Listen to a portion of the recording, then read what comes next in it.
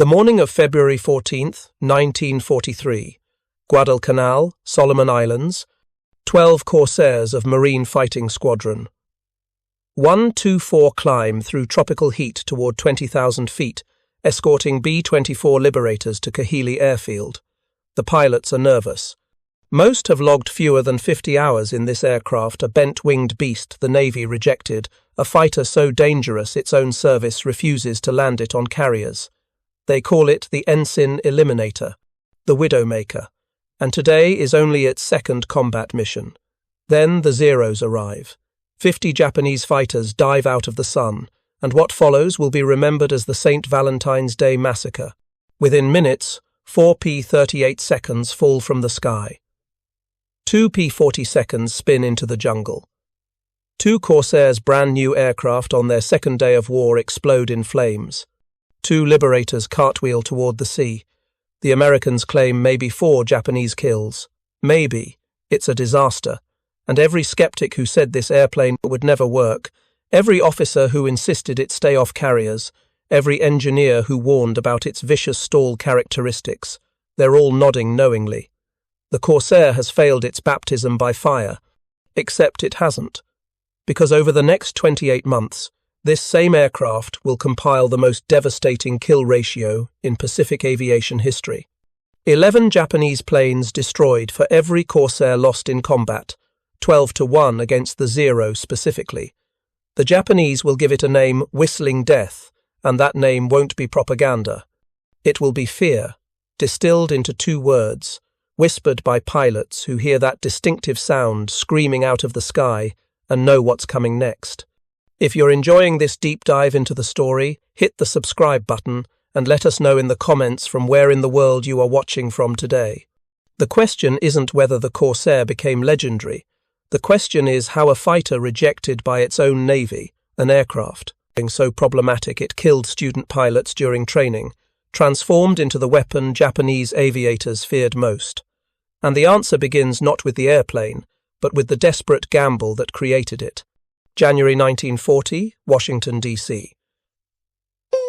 The Navy's Bureau of Aeronautics issues a request that sounds almost impossible.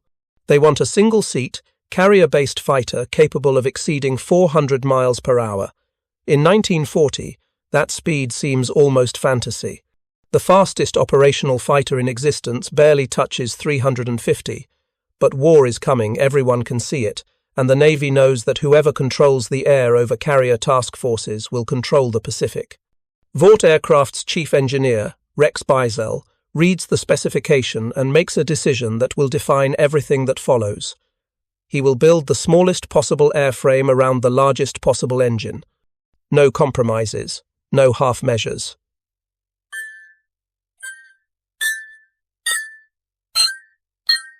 If the Navy wants 400 miles per hour, he'll give them something that makes 400 look slow. The engine is monstrous. The Pratt & Whitney R 2800 double wasp. 18 cylinders arranged in 2 rows, pumping out 2,000 horsepower. It's the most powerful aircraft engine in existence, and it requires a propeller 13 feet and 4 inches in diameter, just to convert that power into thrust. That propeller creates the first impossible problem. To give it ground clearance, the landing gear would need to be absurdly long, 10, maybe 11 feet, which means additional weight, structural complexity, and a fighter that would snap its gear on every hard landing. Beisel solves it with a design so distinctive that 70 years later, people who know nothing about aviation can identify a Corsair on sight. Inverted gull wings. The wings angle sharply down from the fuselage, then sweep back up toward the tips. It looks strange, almost ungainly on the ground. But it's brilliant. The landing gear attaches at the wing's lowest point, keeping the struts short while giving that massive propeller the clearance it needs. The wings fold upward for carrier storage, and everything is designed to minimize drag. The oil cooler intakes are flush-mounted in the wing roots. The landing gear doesn't just retract, the wheels rotate 90 degrees to lie flat inside the wings. There are no bulges, no protrusions, nothing to disturb the airflow. On May 29, 1940, Test pilot Lyman Bullard climbs into the prototype and takes it into the sky for the first time. The XF-4U-1 doesn't just fly, it shatters expectations. On October 1st, during a high-speed test flight, Bullard pushes the throttle forward and watches the airspeed indicator climb past 400 miles per hour, 404 to be exact. It's the first American single-engine fighter to break 400 in level flight. The Navy is sold immediately. On June 30th, 1941, they order 584 Corsairs. Production will begin within a year. Vought names it after the fast pirate ships of the Mediterranean Corsair, and the association is deliberate. This aircraft is designed to strike hard, strike fast, and get out before the enemy knows what hit them. But between prototype and production, problems emerge. Serious problems. The kind that kill pilots. The cockpit sits far back in the fuselage, behind that enormous engine. Forward visibility is terrible. During takeoff, the long nose angles up, and the pilot can't see anything ahead. During landing approaches, pilots are flying essentially blind, trying to judge altitude and distance while staring at 4 feet of engine cowling. Worse, the powerful engine creates vicious torque. If a pilot slams the throttle forward too quickly, the aircraft doesn't accelerate, it rolls. Hard. To the left. In the blink of an eye, a Corsair can flip onto its back and slam into the deck or the water, killing the pilot before he understands what's happened. The stall characteristics are equally deadly. The left wing stalls before the right, a direct result of that massive propeller's wash and the engine's torque. At low speeds, during landing approaches, the left wing can suddenly lose lift, snapping the aircraft into a spin that's nearly impossible to recover from at low altitude. Navy test pilots identify the issue quickly. They add a small strip to the right wing's leading edge, a stall strip that forces the right wing to stall simultaneously with the left. It helps, but it doesn't solve the fundamental problem. The Corsair is simply too much airplane for the crowded, heaving deck of an aircraft carrier. In late 1942, carrier qualification trials aboard USS Wolverine, USS Core, and USS Charger reveal the truth. Yes, technically, the Corsair can land on carriers, but the accident rate is catastrophic. Pilots bouncing on touchdown because the landing gear's oleo struts are too stiff. Pilots missing the arresting wires because they can't see the deck officer's signals. Pilots ground looping because they touched down with too much power and the torque twisted them sideways. The Corsair earns new nicknames among the pilots tasked with qualifying it: Hog, Hose Nose, and most damning of all, the Ensign Eliminator. The Navy makes a decision that will define the Corsair's entire war. They have another option. Grumman's F-6F Hellcat is slower than the Corsair, no question. It won't break 400 miles per hour. But it's stable, forgiving, and safe to land on carriers. The Hellcat is an aircraft any pilot can fly. The Corsair is an aircraft that kills students. So the Navy takes the Hellcats. And they give the Corsairs to the Marines. It's not a gift. It's a hand-me-down. The Marines will operate from island airstrips, rough, improvised runways, carved out of jungle and coral, where a ground loop is embarrassing but not fatal. If the Corsair crashes on Guadalcanal, it's one dead pilot and a wrecked airplane. If it crashes on a carrier deck, it can kill dozens and take the ship out of action. The calculation is cold, brutal, and entirely logical. Marine Fighting Squadron VMF 124 receives the first Corsairs in September 1942. The squadron commander, Major William Gies, looks at these aircraft and sees potential wrapped in danger. His pilots average 25 hours in type when the squadron is declared operational on December 28, 1942, 25 hours. Most of them are still learning how to handle the torque on takeoff. None of them have seen combat in this aircraft. But the war doesn't wait for training to be complete. On February 12, 1943, 12 Corsairs from VMF 124 touch down at Henderson Field on Guadalcanal. The island is theoretically secure. The Japanese pulled out weeks earlier, but the Solomon's Chain is still a battlefield. Kahili airfield on Bougainville, less than 200 miles to the northwest, is packed with Japanese fighters. Rabaul, the massive enemy stronghold on New Britain, is within striking distance. The Marines are here to escort bombers, protect reconnaissance flights, and learn very quickly whether this bent-winged beast can actually fight. Their first mission launches that same afternoon. 12 Corsairs escorting a PBY Catalina flying boat on a rescue mission to Vella La Vella. It's uneventful. No enemy contact. Just a long flight over open water, testing fuel consumption, formation discipline, and whether these aircraft can actually do what they're designed for. The pilots land back at Henderson Field exhausted but alive. The Corsair has flown its first combat mission without incident. The next day, February 13th, is similarly quiet. Patrols, familiarization, learning the terrain. But the Japanese aren't ignoring them. Intelligence reports filter in. The enemy knows the Americans have new fighters. And on February 14th, Valentine's Day, the Japanese decide to test them. The mission is another bomber escort. 8 B-24 Liberators hitting Kahili airfield, escorted by Marine Corsairs, Army P-38 Lightnings, and P-40 Warhawks. It's a joint operation, the kind of multi-service strike that's becoming standard in the Solomons. The bombers lumber north at 12,000 feet. The fighters climb to 20,000, scanning the sky for the inevitable Japanese response. It comes fast and hard. 50 Zeros diving out of the sun, veterans from carrier air groups that fought at Pearl Harbor, Coral Sea, and Midway. They're outnumbered but experienced, and they know exactly how to exploit American formations. Small groups feint at the bombers, drawing escorts out of position. Then, the main force hits from multiple directions, slashing through gaps in the fighter screen. The P-38 seconds are first to engage. Within seconds, 4 are spiraling toward the jungle, their distinctive twin booms trailing smoke. P-40 seconds try to intervene. 2 go down in flames. The Corsairs dive to help, and that's when the Zeros pounce. 1 Corsair takes cannon fire through the wing root, shears off, and tumbles end over end into the sea. Another collides mid-air with a Zero in a tangle of aluminum, and fire that kills both pilots instantly. The bombers scatter. 2 Liberators explode before reaching the target. The Americans limp home claiming 4 Japanese kills.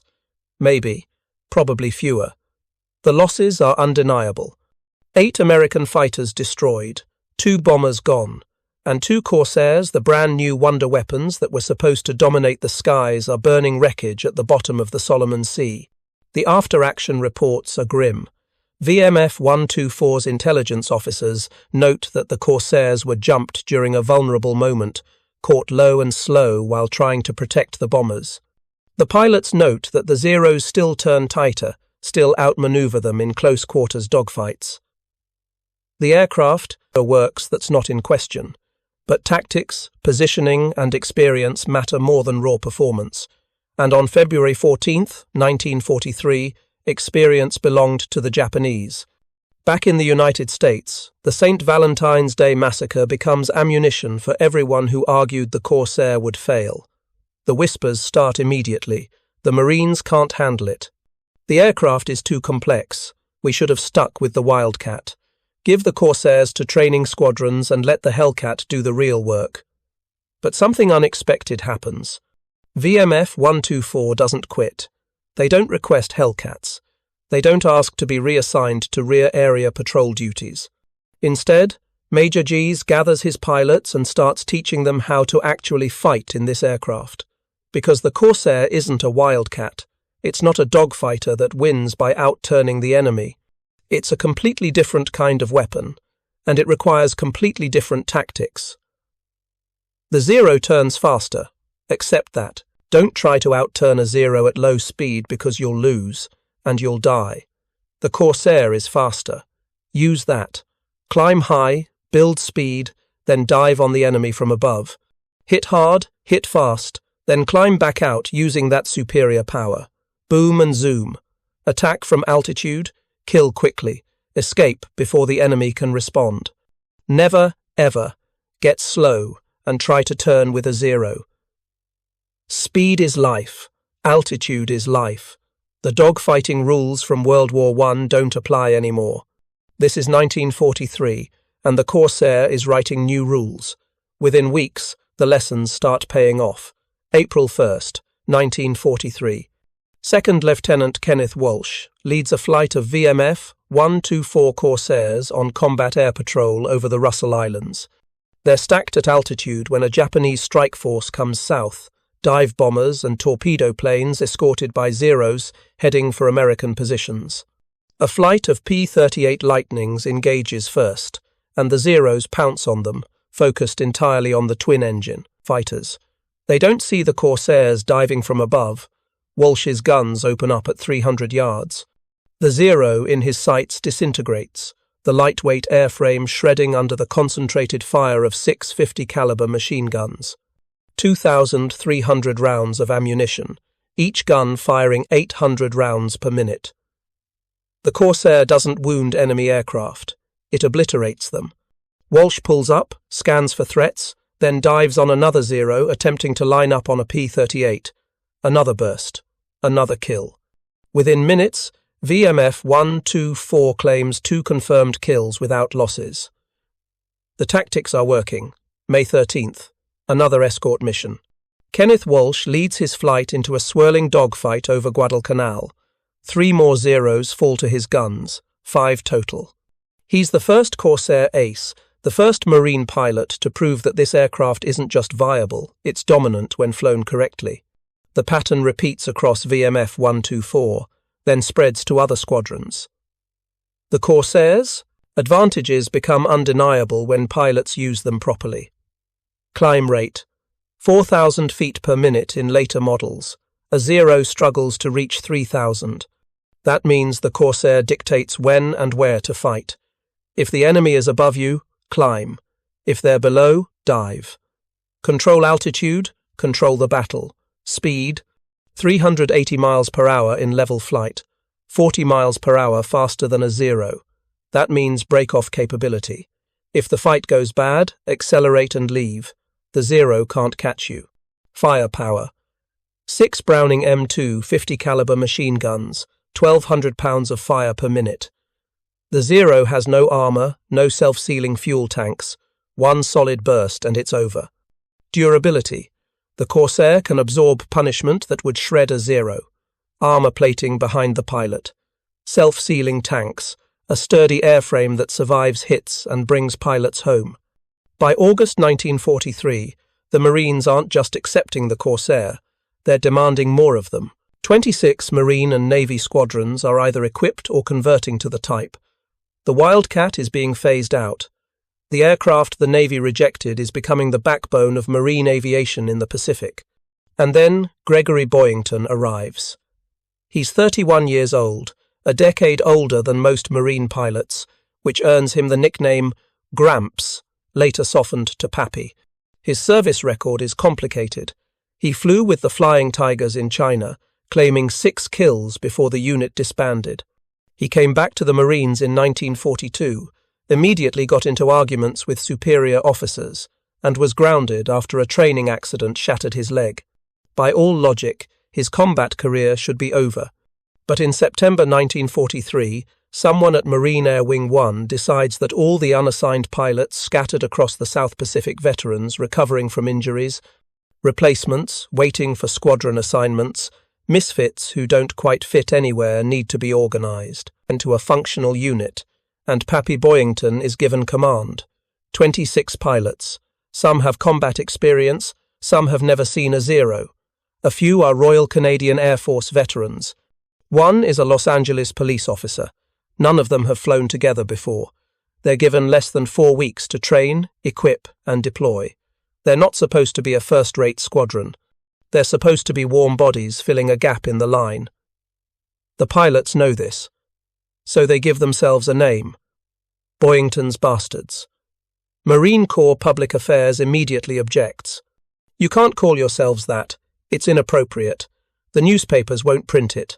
Find something else. The pilots gather in Boyington's hut on Espiritu Santo, and somebody suggests black sheep. Lost lambs who can't find their way. The name sticks. Marine Fighting Squadron VMF 214, the Black Sheep. On September 14th, 1943, they fly their first combat mission, escorting Douglas SBD Dauntless dive bombers and TBF Avengers to Kahili, the same target that bloodied VMF 124 7 months earlier. This time, the results are different. The Black Sheep fly high cover at 22,000 feet while the bombers make their runs. When the Zeros climb to engage, Boyington leads his flight down in a classic boom and zoom attack. Speed, altitude, firepower, 3 Zeros fall. The Black Sheep return to base without losses. September 16th, a massive raid on Balali Island.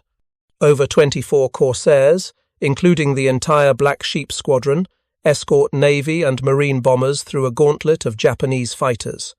The air battle sprawls across 50 miles of sky, a chaotic melee of diving, climbing, turning aircraft with tracers stitching the air. When it's over, the Americans claim significant kills. VMF 214 loses no one.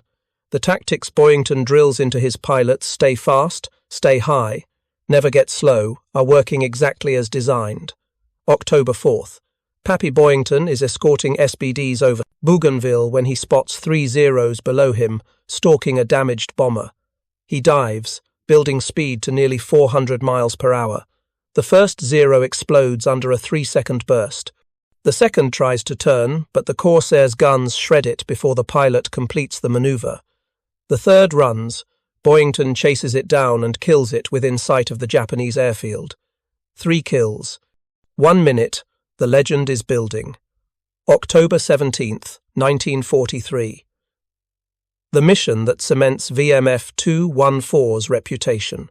25 Corsairs, 24 Black Sheep and Boyington circle high above Kahili airfield, where 60 Japanese fighters are based. Their bait.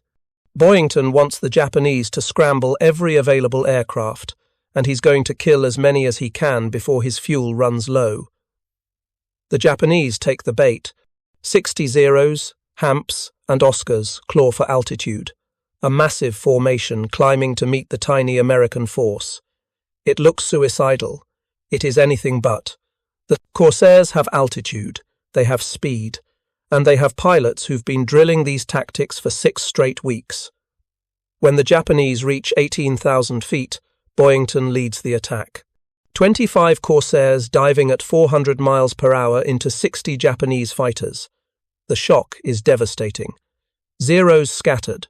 The disciplined formations shatter as Corsairs slash through, guns blazing, then climb back out before the enemy can respond.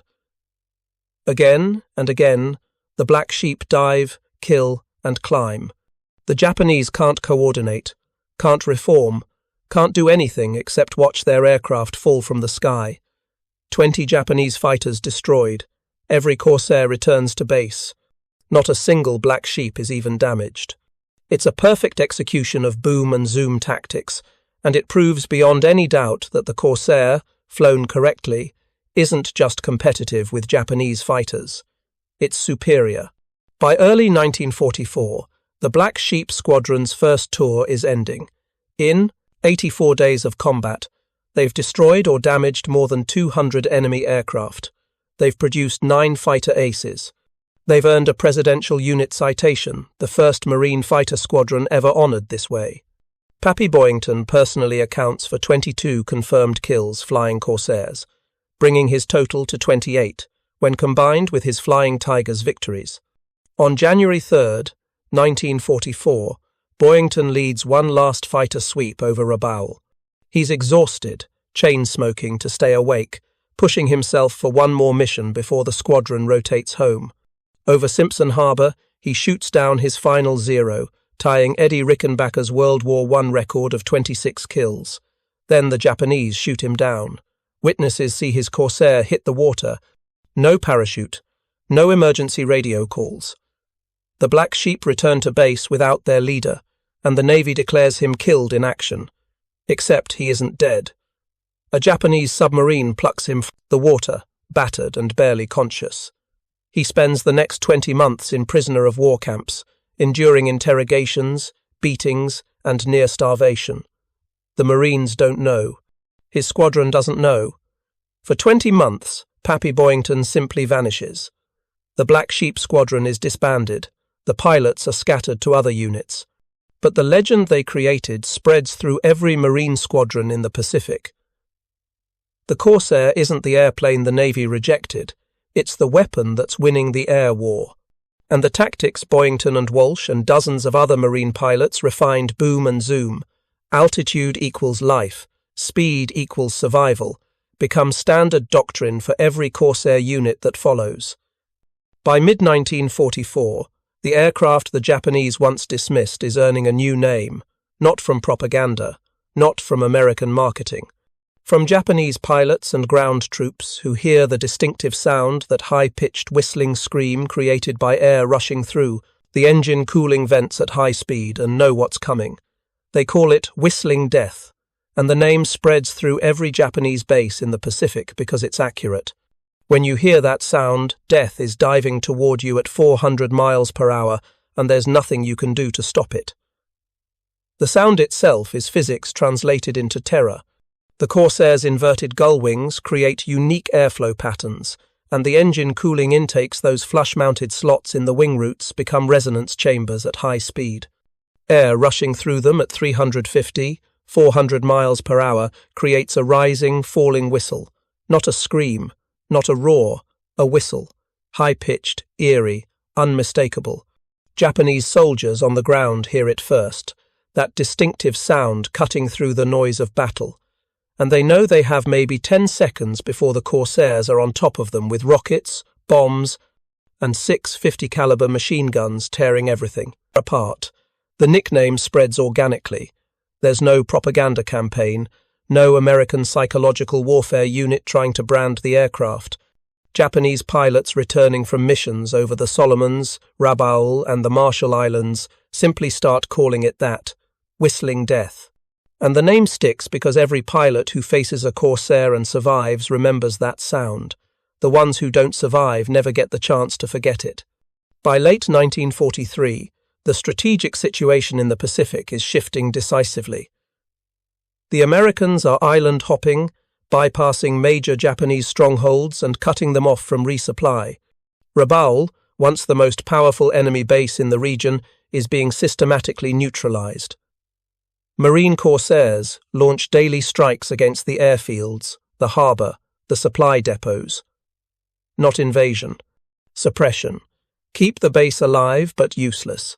Let the garrison rot in place while American forces push past them toward the Philippines, toward Iwo Jima, toward Japan itself.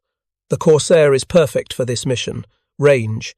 With drop tanks, a Corsair can fly over 900 miles, loiter in the combat zone, and still make it home. That reach allows Marine squadrons to operate from relatively secure rear bases while striking targets deep in Japanese-held territory. Payload. The aircraft can carry 2,000 pounds of bombs, 8 5-inch rockets, or a combination of both along with its 6 machine guns. That makes it devastating against ground targets. Survivability. The Corsair's armour and structural strength mean pilots can fly low, absorb ground fire, and keep fighting. A Zero making a strafing run against a heavily defended position is a one-way mission. A Corsair making the same run has better than even odds of coming home. The kill ratio climbs steadily, 12-1 against the Zero specifically, 11-1 overall against all Japanese aircraft types. These aren't inflated claims. They're confirmed by gun camera footage, by multiple witnesses, by wreckage found after the battle. And the Japanese know it. Their own after-action reports admit the truth. The Corsair is faster, climbs better, dives faster, and carries more firepower. The Zero can still outturn it at low speeds, but American pilots have learned not to fight that way. They stay high, stay fast, and only engage when the advantages are theirs. By early 1944, the Japanese are facing a crisis they can't solve. Their veteran pilots are dead or exhausted. Replacements coming from Japan have 100 hours of flight time if they're lucky, 50 if they're not. They're thrown into combat against Marine pilots with 300 hours in the Corsair and 6 months of combat experience. The outcome is predictable.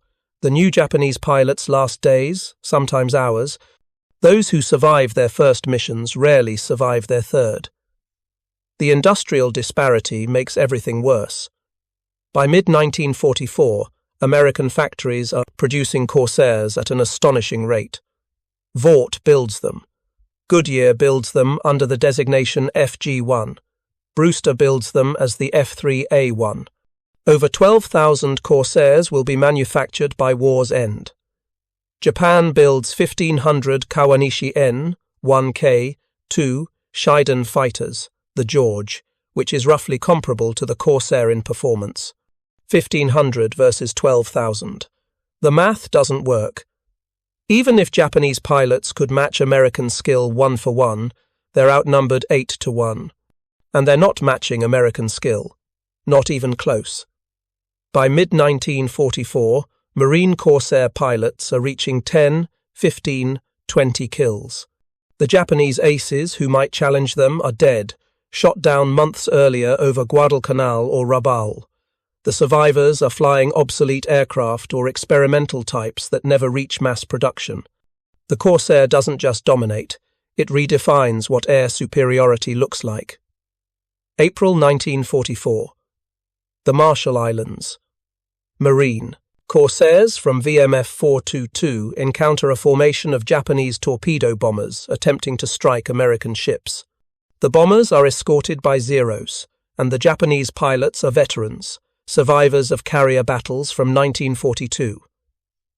It doesn't matter. The Corsairs climb above the formation, dive through the escort screen, and shred the bombers before the Zeros can react.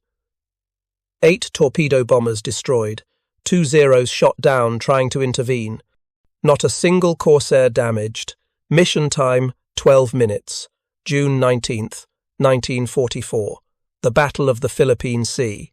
The largest carrier battle since Midway, and the engagement that destroys what remains of Japanese naval aviation. The battle is primarily fought by Navy Hellcats, but Marine Corsairs operating from island bases provide critical support, intercepting Japanese bombers attempting to attack American carriers from land bases. The result is catastrophic for Japan. Over 600 aircraft destroyed in 2 days. American losses, fewer than 130. The kill ratio across all American fighters approaches 10 to 1. The Corsair's contribution pushes the average higher. The Japanese give it a new name after the Philippine Sea. Not just whistling death. They start calling Corsair pilots the demons who cannot be killed. It's not respect. It's despair. Japanese pilots are taught that American flyers are soft, that they lack fighting spirit, that individual skill will overcome material advantages. The Corsair shatters that narrative. American pilots are aggressive, well-trained, and flying an aircraft that forgives mistakes while punishing errors. Japanese pilots are brave, often suicidal in their determination, but bravery doesn't stop 50-caliber bullets traveling at 3,000 feet per second. If you find this story engaging, please take a moment to subscribe and enable notifications. It helps us continue producing in-depth content like this. July 1944, Guam. The Americans are retaking the Mariana Islands, and the Japanese are defending with everything they have left. Corsairs from Marine Air Groups 21 and 31 fly close air support missions, hitting Japanese positions, destroying artillery, and clearing the way for Marine infantry. The missions are brutal. Low-level strafing runs against entrenched positions, where every approach brings you within range of machine guns, anti-aircraft cannon, and small arms fire. Corsairs take hits, engines are damaged, wings are holed, but the armor works, the self-sealing tanks work. Pilots nurse crippled aircraft back to base, land successfully, and are flying again the next day. The Japanese shoot down Corsairs, of course they do, but the loss rate is astonishingly low for the intensity of combat. The Corsair's durability is saving lives. By late 1944, the Corsair is finally carrier qualified for U.S. Navy use. The British Royal Navy solved the landing problems first, developing a curved approach technique that maintains better visibility of the carrier deck. American pilots adopt the method, and improvements to the landing gear longer oleo struts that reduce bouncing make the aircraft manageable on carrier decks. In December 1944, VMF 124 and VMF 213 deploy aboard USS Essex, and on January 3, 1945, they fly the first U.S. carrier strike using Corsairs. The target is Formosa. The mission is successful. The Corsair has finally become what it was originally designed to be, a carrier-based fighter. It took 3 years, but the aircraft that the Navy rejected is now operating from their carriers alongside Hellcats. The kamikaze campaign changes the Corsair's role. Beginning in October 1944, Japanese pilots start deliberately crashing their aircraft into American ships. It's desperation disguised as tactics, a response to the reality that Japan can no longer win conventional air battles. Poorly. Trained pilots can't dogfight Corsairs and Hellcats, but they can aim their aircraft at a ship and dive. No skill required. Just determination and a willingness to die. The Corsairs become the first line of defense. Combat air patrol over the fleet, intercepting kamikazes before they reach the ships. It's brutal work. The kamikazes come in waves 10, 20, 30 aircraft at once, and every single one must be stopped. Miss one, and sailors die. The Corsair's speed and climb rate make it ideal for intercept missions. Radar on the carriers detects incoming raids while they're still 50-60 miles out. The Corsairs scramble, climb to altitude, and position themselves between the kamikazes and the fleet. When the Japanese arrive, the slaughter begins. The kamikazes are flying everything. Zeros, Vals, Kates, even obsolete biplanes pressed into service because there's nothing else left. They have minimal training, no tactical coordination, and orders to die. The Corsairs cut them, down by the dozen. 6 50-caliber machine guns firing into unarmored aircraft piloted by teenagers who've never seen combat before. It's not a battle, it's an execution. But it saves ships. It saves lives. And the Marines flying those missions know they're preventing something worse.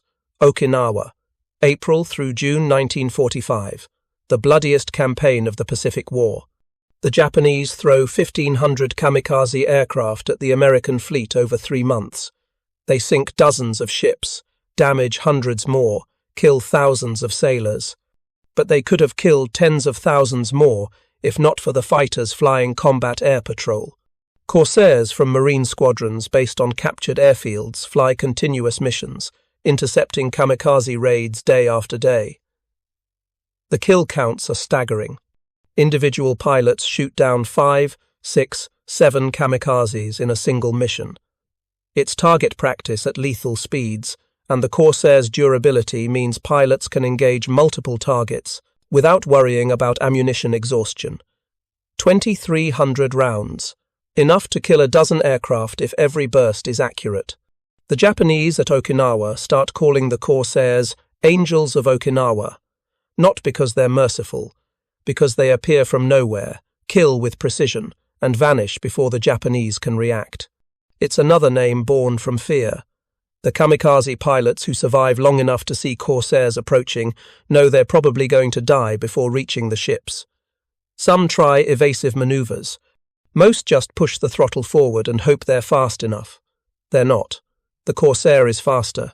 By May 1945, the war is effectively over. Japan's air force is destroyed. Their navy is at the bottom of the Pacific.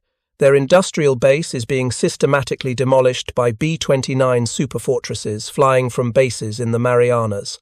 But the fighting continues because surrender isn't an option Japan will accept. So the Corsairs keep flying. Keep killing. Keep protecting the fleet and supporting ground forces as American Marines and Army infantry fight yard by yard across Okinawa's ridges and caves. August 6, 1945, Hiroshima. The atomic bomb ends any remaining debate about Japan's ability to continue fighting. 3 days later, Nagasaki. On August 15th, Emperor Hirohito announces Japan's surrender. The war is over. The Corsairs stop flying combat missions and start flying patrols over prisoner-of-war camps, dropping supplies to starving Allied prisoners. And that's when someone takes an aerial photograph over a POW camp near Tokyo and sees a message painted on a barracks roof. Pappy Boyington here. He's alive. Captured in January 1944, presumed dead for 20 months. The Marines who flew with him, who mourned him, who told stories about him in officers' clubs across the Pacific, discover their commander survived. Pappy Boyington is liberated from Omori POW camp near Tokyo in September 1945. He's emaciated, scarred from beatings, carrying injuries that will never fully heal, but he's alive. And on October 4th, 1945, President Harry Truman presents him with the Medal of Honor on the White House lawn. The citation credits him with 28 confirmed kills and extraordinary heroism in the face of overwhelming enemy forces. The Black Sheep Squadron's legend is complete. The final statistics tell the story better than any propaganda could. From February 1943 through August 1945, Corsairs flew 64,051 combat sorties in the Pacific. That's 44% of all US fighter sorties in the theatre. Only 15% were flown from carrier decks. The rest were land-based, Marine squadrons operating from island airstrips exactly as the aircraft was first deployed. Total air-to-air victories: 2,140 Japanese aircraft destroyed. Total losses to enemy aircraft: 189. Kill ratio: 11.3 to 1. Against the Zero specifically, 12 to 1. No other American fighter in any theatre achieved comparable numbers. The Hellcat claims a higher kill ratio, 19 to 1, but most Hellcat missions were flown against already degraded Japanese forces in late 1944 and 1945. The Corsair fought from February 1943 onward, when Japanese pilots were still experienced and aggressive. The Corsair faced the veteran Zero pilots who survived Guadalcanal. The Hellcat faced their replacements. Both aircraft were superb. But the Corsair earned its reputation in the hardest fighting of the Pacific War. Beyond air-to-air combat, Corsairs dropped 15,621 tons of bombs during the war.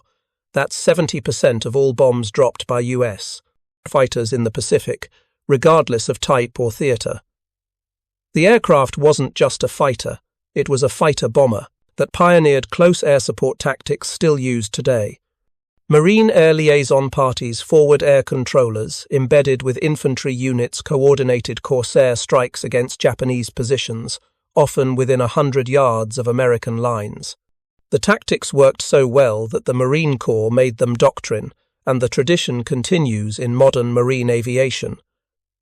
The Corsairs' combat record didn't end in 1945. The aircraft remained in production until 1952, longer than any other piston-engine fighter from World War II.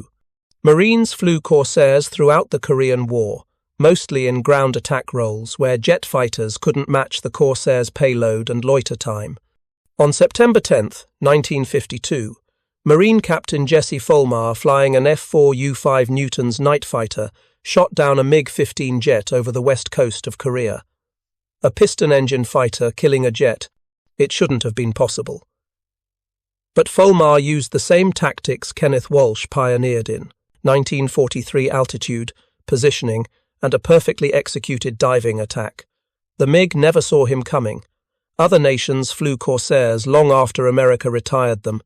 The French Navy used them in Indochina, providing close air support during the siege of Dien Bien Phu. The Argentine Navy operated them until the early 1960s. British Royal Navy squadrons flew them through the late 1950s. And in a final bizarre footnote, Corsairs fought in the football war between Honduras and El Salvador in July 1969. Honduran Captain Fernando Soto, flying an F-4U-5, shot down 3 El Salvadoran aircraft, including 2 Corsairs. The last aerial victories ever credited to the type, 26 years after the St. Valentine's Day Massacre. Corsairs, shooting down Corsairs in a war that lasted 100 hours. The aircraft that couldn't die finally retired in the mid-1970s when spare parts ran out and no one was manufacturing them anymore. The Japanese pilots who survived the war remembered the Corsair clearly. In interviews decades later, they describe it with a mixture of respect and lingering fear. They talk about the sound, that whistling scream that meant death was incoming and you had maybe seconds to react. They talk about the speed. How you'd see a Corsair high above you, blink, and suddenly it was on top of you with guns blazing. They talk about the durability. How you could pump bullets into a Corsair and it would keep flying, keep fighting, while a single burst into a Zero would turn it into a fireball. And they talk about the tactics. How American pilots stopped trying to dogfight and instead used altitude and speed to control every engagement. One Japanese pilot, interviewed in 1985, summed it up simply, "We thought we were fighting pilots. We were fighting machines, and the machine was better than we were." That's the core of the Corsair's success. It wasn't just about the aircraft's performance, though that mattered. It wasn't just about pilot skill, though that mattered too. It was the combination. An aircraft designed specifically to maximize its advantages and minimize its weaknesses, flown by pilots trained to exploit those advantages ruthlessly. The Corsair couldn't outturn a Zero, so it didn't try. It outclimbed them, outran them, outgunned them. And when American pilots added discipline and tactics to that performance edge, the result was an 11-to-1 kill ratio maintained over 30 months of continuous combat. The nickname Whistling Death wasn't propaganda. It was an accurate description. When that sound cut through the air over a Pacific island, over a convoy, over an airfield, it meant someone was about to die, and the statistics prove it wasn't the Corsair pilots. The Japanese underestimated the aircraft initially. They dismissed it as another American fighter that would fall to the agile Zero. The St. Valentine's Day Massacre seemed to confirm that assessment. 2 Corsairs shot down in their second combat mission. But the Japanese misunderstood what they were seeing. They thought they'd won a battle. They'd actually triggered a process that would destroy their air force. Because the Marines didn't give up on the Corsair. They adapted. They learned. They refined tactics specifically for the aircraft's strengths. And within months, the same Japanese pilots who celebrated the Valentine's Day victory were facing Corsairs that simply refused to fight on Japanese terms. High-altitude attacks, diving passes, boom and zoom, every engagement controlled by the American pilot, with the Japanese forced to react rather than dictate. The psychological impact was devastating. Japanese pilots stopped thinking of themselves as equals. They started thinking of themselves as prey. By late 1944, that mindset had metastasized into the kamikaze campaign.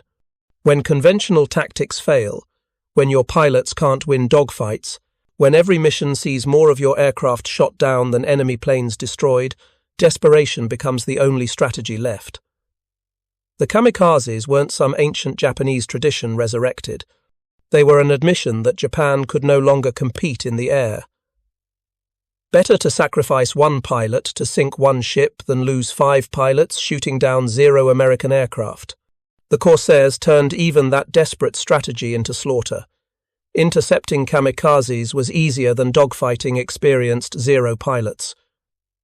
The kamikazes flew predictable courses toward the fleet. They didn't maneuver aggressively. They just came straight in, which meant the Corsairs could set up textbook deflection shots, lead the target, and kill them at range. The kamikaze campaign killed thousands of American sailors, but it could have killed tens of thousands more if not for the fighters flying combat air patrol. And among those fighters, the Corsair had the speed, the climb rate, and the firepower to be devastatingly effective. The 11-to-1 kill ratio tells the whole story. It's a number that encapsulates everything the aircraft's design, the tactics Marines developed, the training pipeline that produced capable pilots, and the industrial base that kept squadrons equipped and supplied. Japan couldn't match any of those factors. Their aircraft design stagnated, their tactics remained rigid, their training pipeline collapsed under attrition, and their industrial base was being systematically destroyed by American bombers. The Corsair didn't win the Pacific War alone. The Hellcat, the P-38, the B-29, the submarines, the carriers, the marines and soldiers, fighting on the islands all contributed. But the Corsair's role was unique. It was the aircraft the Navy initially rejected, the plane that killed student pilots in training, the fighter handed to the Marines because it was too dangerous for carrier operations. And it became the most successful fighter bomber in the Pacific theater, compiling a kill ratio that no other American fighter matched during the period when Japanese air power was still dangerous. Thank you for watching. For more detailed historical breakdowns, check out the other videos on your screen now, and don't forget to subscribe.